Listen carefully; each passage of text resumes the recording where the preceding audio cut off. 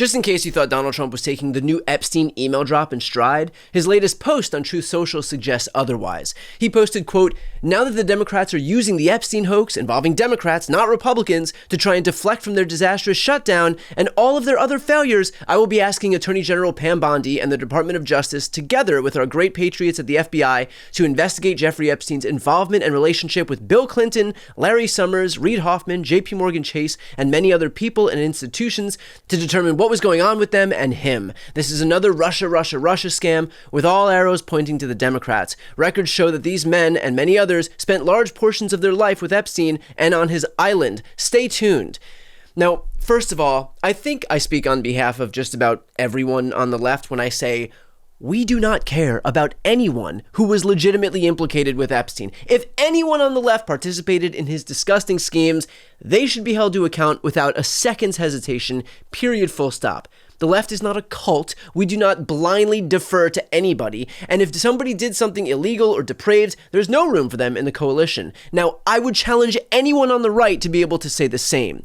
But beyond that, it really does give the game away that he's sicking his DOJ on his enemies for something, because Donald Trump traffics in straight projection more than anyone else on earth.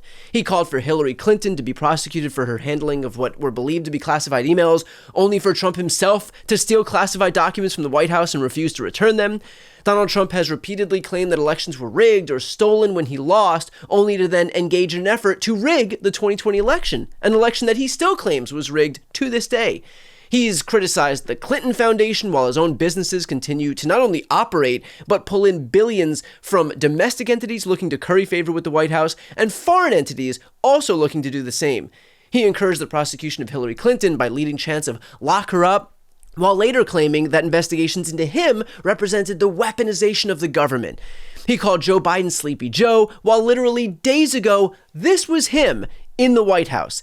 And I could go on and on. The truth is that the best indication that Donald Trump has done something wrong is when he starts to insist that somebody else did that thing. And finally, notice that he calls it the Epstein hoax.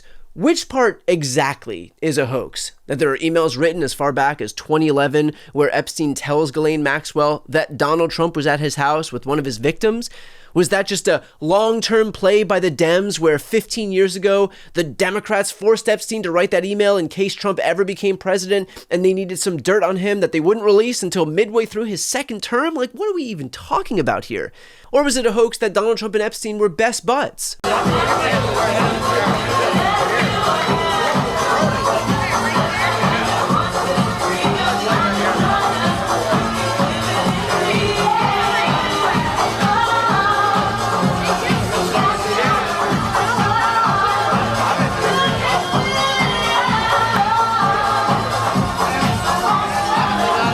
Or was it a hoax when Donald Trump's now cabinet members were fanning the flames of Epstein while they were building their brands? Everybody in politics has a vice that's much worse than alcoholism, is the way that I put it. But we release the list. Seriously, we need to release the Epstein list. That is an important thing. You say that the FBI has Epstein's list. They're sitting on it. That doesn't seem like something you should do. You're protecting the world's foremost predator. That seems like an evil thing to do, regardless of who may be embarrassed in the release of that list. Why is the FBI protecting the greatest pederast, the largest scale pederast in human history? Simple, because of who's on that list. You wondering why we're not hearing more about this Epstein case? I mean, the guy was only connected to just about every major player in the swamp internationally, and yet you don't hear much about it. And what the hell are they hiding with Jeffrey Epstein? Or was it a hoax when Trump himself fanned the flames back when it was politically convenient on the campaign trail? Nice guy. Got a lot of problems coming up, in my opinion, with the famous island with Jeffrey Epstein. You raised the question of Jeffrey Epstein in your remarks about in the Q&A. Well, I think he's got a problem. I mean, what do you think the problem will be? I don't know, but that island was really a cesspool. There's no question about it. Just ask Prince Andrew. He'll tell you about it. The island was an absolute cesspool. So it was real when Trump was exploiting the issue for votes, but now that the truth about the issue points to him, suddenly it's made up? Convenient, huh? So Donald Trump can try the whole, actually you did it, not me, shtick, but all he's doing is broadcasting how stupid he thinks his supporters are. The sad reality is that they are not falling for it anymore, and even Trump's most ardent supporters are beginning to speak out. These women have been waiting, some of them for decades. I talked to several victims that were raped by Jeffrey Epstein back in the 90s. And so this is information that has needed to come out for a very long time. And the American people have demanded it. And so the American people deserve to see transparency from their government.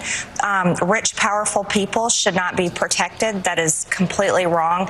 And it's a message to victims everywhere, victims of rape, human trafficking, and children who are trapped in terrible situations, that the government will not protect the predators, that we will work hard to protect the victims. I want the Epstein files released. I'm with Thomas Massey and Ro Khanna. Let's go, baby.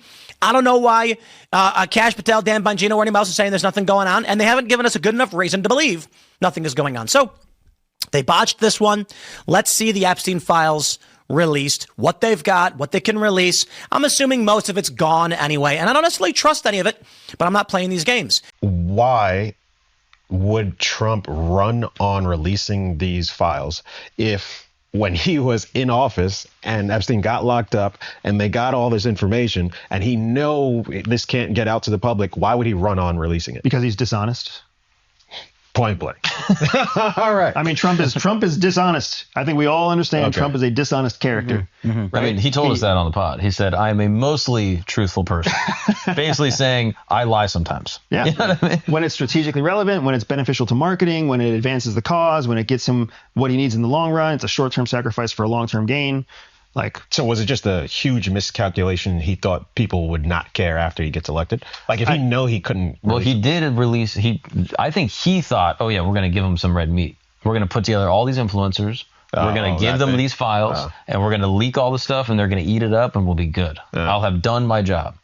And then no one ate it. And then he was like, oh, shit. Is that what you think, Andrew? You got to keep in mind that, like, Donald Trump was there from the beginning of all this with his first presidency. So none of this is new to him. It's almost like a boomerang that's coming back to him. He was back there with Epstein, too. Funniest thing. Or the Epstein files is a hoax. Bro, the fucking Epstein thing is just... Nothing but a hoax. It's just, I don't even understand. I don't get it. It is the easiest political victory. Like if you just it is, do but it, it isn't. Here's the thing. Yeah. I'm not supporting anything. Just be really clear, ladies and gentlemen. Yeah. But if you have relationships with all these insanely wealthy people that are going to be severely impacted by this, like this is the ultimate political football. Because I don't know what the numbers are. I don't know who the people are, but I've heard things. And if those things are true, you're dealing with some of the most powerful people in the world, some of the wealthiest people in the world. In fact, even Republicans defected and voted for the discharge petition to force a vote on the release of the files, which will take place next week. And Thomas Massey, who led the charge, offered this warning to his colleagues. And how many Republicans do you think will vote for this on the floor? Well, I've already had a couple Republicans tell my office privately that they're going to vote for it. And I think that could snowball. I mean, the deal for Republicans on this vote is that Trump will protect you if you vote the wrong way. In other words, if you vote to cover up for pedophiles, you've got cover in a Republican primary. But I would remind my colleagues that this vote is going to be on your record for longer than Trump is going to be president. And what are you going to do in 2028 and 2030 when you're in a debate, either with a Republican or a Democrat, and they say, how can we trust you? You covered up for a pedophile back in, 2025. Don't think that Republicans didn't hear that message loud and clear.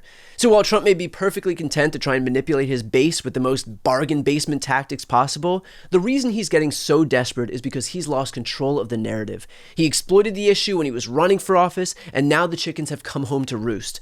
And all of the fake investigations in the world at the hands of his henchmen and women at the DOJ are not going to change the optics or the reality of Donald Trump's relationship with the world's most notorious pedophile. Before you go, if you enjoyed this content and you want to see more and support independent media, please subscribe to this channel. The subscribe button will be right here on the screen.